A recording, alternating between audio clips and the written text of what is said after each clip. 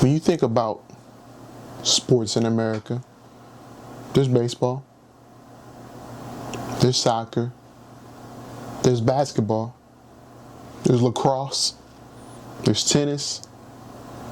But when you think about the number one sport, you're talking about football. Whether it's high school, Pop Warner, Little League, middle school. But in this video, I want to talk about the college versus the NFL side of things. Which one is better? You know, this is going to be an objective video. A lot of my opinion will be stated in this video, but it's also going to touch on a lot of things that people don't talk about with both sides of things from the fan point of view. So if you like this video, please like, subscribe, and let's get straight into this banger.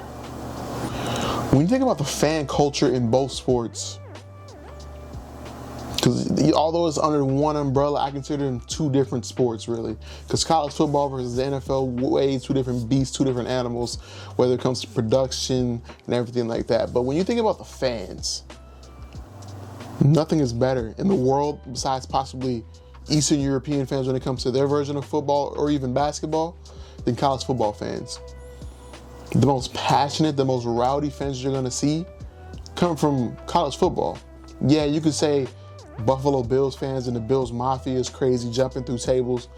That's going to happen at your regular campus. That might happen at an HBCU. That might happen at a MAC school. That might happen at a MEAC school. That might happen at a Pac-12 school.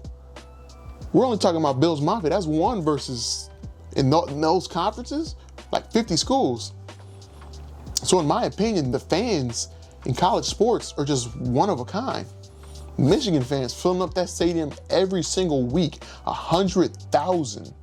Ohio State.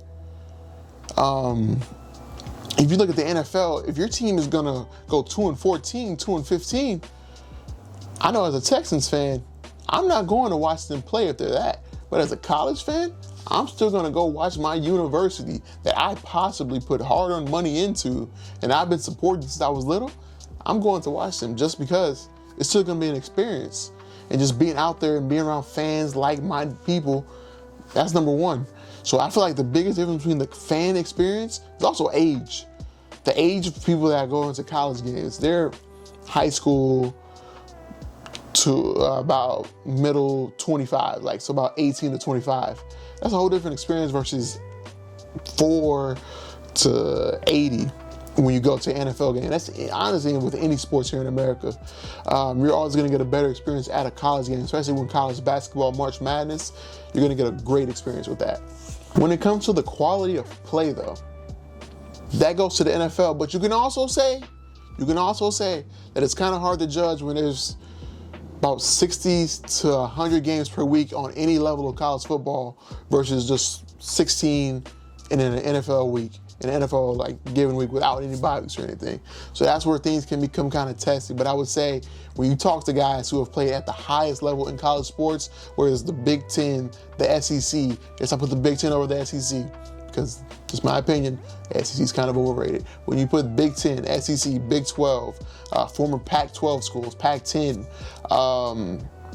when you think about ACC, when you think about those people that talk about how life has been versus when they were there, like if you listen to Taylor Lewan talk about his time at Michigan versus whenever he went to go play against J.J. Watt, much different beast.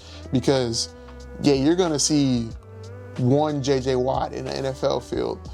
Or let's say you transition J.J. Watt back to college or something like that. Taylor Lewan is not going up against a J.J. Watt in college. Yeah, the guy might be a beast, but he's not going up against a J.J. Watt caliber guy. And think about an NFL. One week you're going against J.J. Watt, then next week you could be going up against Chandler Jones. You could have been going up against Clay Matthews. The caliber, the level of players week in and week out is much different. Just think about the quality of people that you're playing on a college team. You could be playing against, somebody like Texas A&M version of Myles Garrett one week. A beast, dominant, even still to this day in the NFL with the Browns. Next week, you're playing some dude that's barely a walk-on. just because the level and the team that you're going to play each week is much different compared to the NFL, where every single guy is the best of the best, no matter if they're practice squad. When people have talked about, like I've heard Derek Stingley talk about it, those practice squad guys are normally some of the most overrated guys who just don't get time because people are just so outstanding as it is. The next part I want to touch on is the coaching.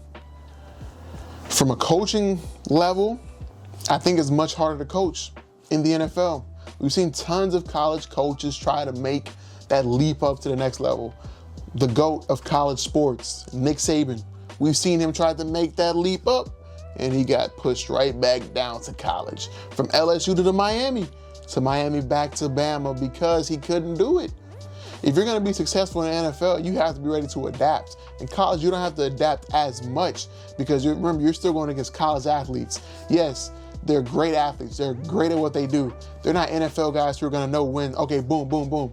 Some of the guys in college aren't going to be able to communicate that in a certain way that NFL guy who's been in the league for 10 years has. A guy that's been in the league for 15 years. They won't be able to pick up those certain adjustments that you're going to make, that you're going to see and notice, like a Tom Brady versus a J.J. McCarthy in college. 20 seasons in Tom Brady, you're going to see things that J.J. McCarthy won't see. Certain guys like a Lincoln Riley, who people have said should have gone to the NFL, maybe he shouldn't have. Because maybe that NFL jump to him won't do him any good, and it's only going to hinder him, and he's going to go right back down to college. We've seen tons of guys make that jump. We've seen them make that jump back down to college because coaching in the NFL is much harder. One of the guys I think about who was able to carry success over from a program that was going through the worst of the worst in their time is Penn State, Bill O'Brien. Bill O'Brien went to Penn State right after the whole big Jerry Sandusky scandal. I'm not going to get into that, but you can do your research. It's kind of a touchy subject for a lot of people, but he went from Penn State after that, and he went straight to the Texans. They went 8-8 in his first season. They had a few rough seasons in there, but they also made the playoffs tons of times. It started getting kind of shaky towards the end whenever he was taking over as a GM, and he ended up being fired in 2020.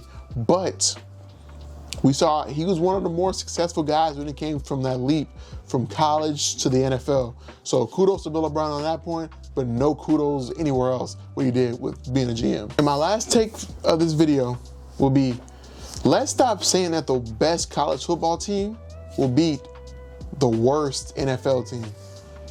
Like I just said before, these are grown men getting paid millions of dollars. Yeah, you can say the same in college now, but there's a much different physicality when you look at a J.J. Watt, prime J.J. Watt, versus a college Will Campbell, bro. Will Campbell's getting killed every single play. Every single play. Jalen Ramsey versus Cam Coleman, bro. Ramsey is winning 100 out of 100. Pat Mahomes versus your favorite defense in college right now, he is killing them. Give him a weapon right there, give him a random guy over there. That random guy's gonna sauce him up. Just because there's a big difference between the physicality versus being a college student versus being a man, a grown man who has a family to feed in the NFL. You can put a whole team of practice squad players out there, and they're killing any college football team. They're killing the best college football team at that. Because your practice squad guys are still great NFL players who are just untapped potential and can still do crazy things on that football field. So if you like this video, subscribe, like, comment, and I'll see you guys in the next video. Peace.